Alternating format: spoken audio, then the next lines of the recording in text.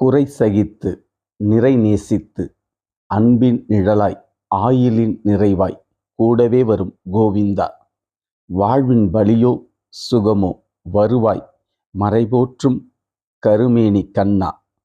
பிறவி பயன் பிரிதொன்றுமில்லை உன் திருவடிகள் தேடி சரணடைவதை தவிர.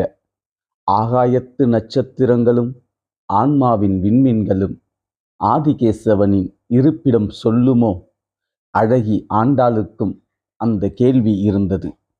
யாதவ குலத்து கண்ணனை, யசோதாவின் மைந்தனை மை வைத்த மங்கை ஒருத்தி மண்ணுலகிலிருந்து மயக்கம் செய்ய இயலுமோ?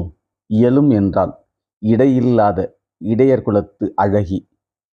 பிரியங்கள் குறையாத பிடிவாதக்காரிக்கு பிரசன்ன பெருமாளின் பாதியாவதும் பின்பு மீதியாவதும் அவள் ஆன்மாவில் எரியும் அடைமழை நெருப்பு. காலம் கரைந்தது, கடவுளும் நெகிழ்ந்தான். கோதையின் கரம் பற்றவும் ஆயச்சியின் ஆசை தீர்க்கவும் ஆயன் அவதாரம் ஆனான் கோகுல கண்ணனாக. பிரியமும் காதலும் பிரபஞ்சத்தையே மாற்றும். பிறகென்ன, பெருமாளும் பேரழகின் பின்னால் வந்தான் பேரன்பின் நிழல் தேடி.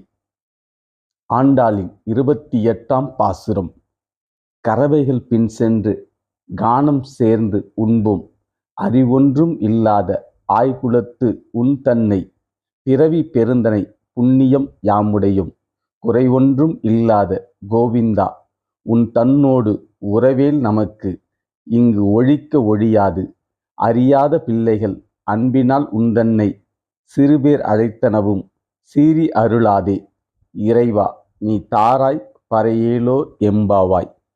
பசுக்களின் பின்னே சென்று காட்டை அடைந்தோம், பின்பு அங்கே உணவு உட்கொன்றும். அறிவு ஒன்றும் இல்லாத ஆயர்குல மக்களுக்கு உன்னை தலைவனாக ஏற்று தொழுது வந்தால் எங்களுக்கு வைகுந்தம் வரமாகும் பிறவி பயனை பெற்றிருக்கிறோம். குறை ஒன்றும் இல்லாத கோவிந்தனே, உன்னோடு எங்களுக்கான இந்த உறவை இங்கு யாராலும் பிரிக்க இயலாது. சிறுவயது பெண்களாகிய நாங்கள் உன் மீது கொண்ட அன்பினால் உன்னை பெயரிட்டு அழைக்கலானோம். எங்களை அதற்காக கோபித்து கொள்ளாதே. எப்பொருளும் உரைகின்ற எங்கள் தலைவனே, நீ எங்கள் நோன்பை ஏற்று அருள் தருவாயாக.